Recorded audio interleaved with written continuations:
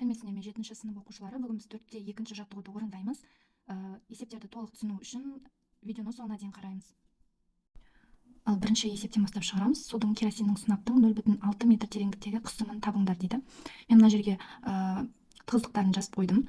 Енді формуласын жазамыз. Ро G H пен табылады, Ро G H пен. Енді осыны сәйкесінше судың керосиннің сынаптың тығыздықтарына байланысты табамыз. Бірінші судың табамыз. Судың тығыздығы бізде 1000-ға тең, ро су G H дейміз да.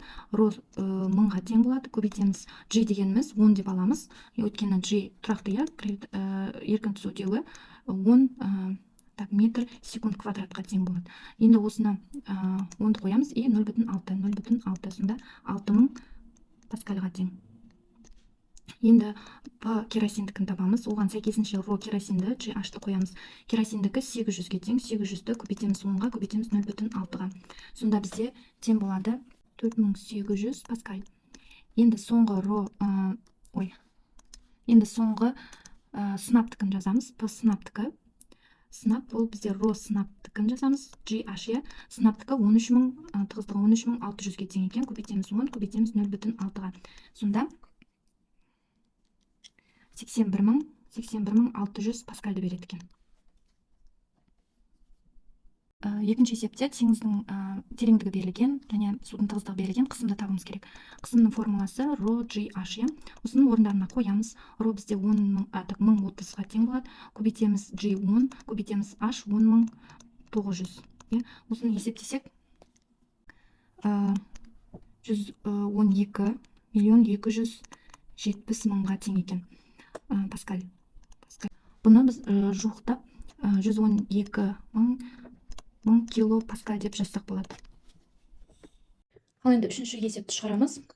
Адам суда 9 метр тереңдікке дейін сүңги алады. Осы тереңдіктегі адамға әрекет ететін су қысымын есептеу керек. Енді қысымның формуласын жазайық. P тең ро G H. Енді осы жерде орындарына қоямыз. Ро бізде судың тығыздығы ол 1030-ға тең екен. 1030 килограмм метр куб. Көбейтеміз 10, яғни G-ді 10 деп аламыз.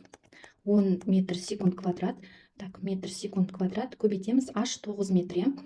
Тең 700 шығады екен. 92700 паскальға тең. Енді соңғы төртінші есепті шығарайық. Бізде 10 балдық, яғни n деп қояйын. Бұл 10 бал. Бізде дауыл желінің тосқауылға түсетін қысымы 1100 паскаль, ауданы 24 метр квадрат үй қабырғасына желдің түсетін қысым күші қандай дейді. Жалпы P-ны табу үшін біз F бөлінген S деген формуланы қолданамыз. Енді бұл жерде n 10 балдық болғандықтан 10-ды мына жағына жазылады, яғни күш бізде 10 есе болады деген сөз. Енді осы жерде F-ті табу үшін біз P көбейту S бөлінген n деген формуланы қолданамыз. P бізде 1100 паскальды көбейтеміз S 24 метр квадратқа бөлеміз 10-ға. Сонда бізде 26-40 ньютон шығады екен. Оны біз 2,6 килоньютон деп алсақ болады.